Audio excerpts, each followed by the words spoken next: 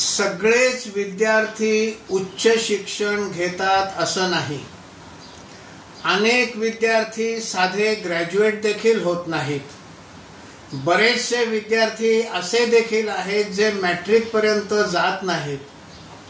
आणि एक मोठा वर्ग विद्यार्थ्यांचा असा आहे जो तिसरी, चौथी, पाचवी, सातवी मध्ये शाळा सोडतो. पण अशा विद्यार्थ्यांच्या अंगी अनेक प्रकारची कौशल्य असतात, गुण असतात. या गुणांचा, त्याच्या अंगी असलेल्या कलांचा, त्याच्या अंगी असलेल्या कौशल्याचा विकास व्हावा आणि त्याच्या आधारावर पुढे त्यांनी आपलं आयुष्य, या आयुष्याला एक दिशा द्यावी, या दृष्टीनं NEP म्हणजे नवीन शैक्षणिक धोरण आखलेलं आहे. त्याच्यामध्ये 3 भाषांचा विषय आहे. पहिली भाषा ही त्या त्या राज्यात बोलली जाणारी भाषा आहे. दुसरी भाषा ही इंग्रजी भाषा आहे. या दोन्ही भाषा अनिवार्य केलेल्या आहेत. तिसरी भाषा ही त्या त्या राज्यानं निवडायची आहे. मग प्रत्येक राज्य तिसरी भाषा कुठली निवडायची हे निवडायला मोकळं आहे.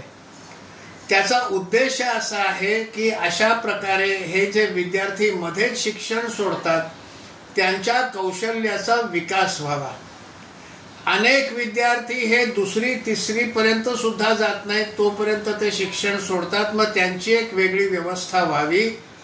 त्यांच्या अंगी असलेल्या कला, त्यांच्या अंगी असलेले गुण, कौशल्य याचा विकास व्हावा, हा या धोरणाचा उद्देश आहे.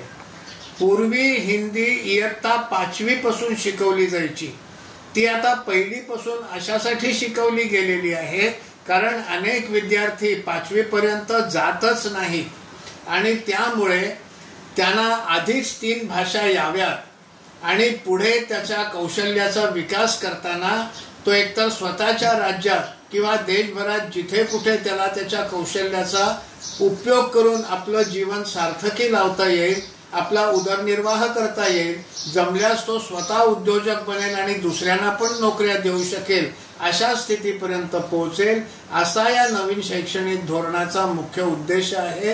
हा उद्देश बाजूला ठेवून हिंदी का लागली, हिंदी का लागली असा एक अनावश्यक भावनिक विषय केला जातोय.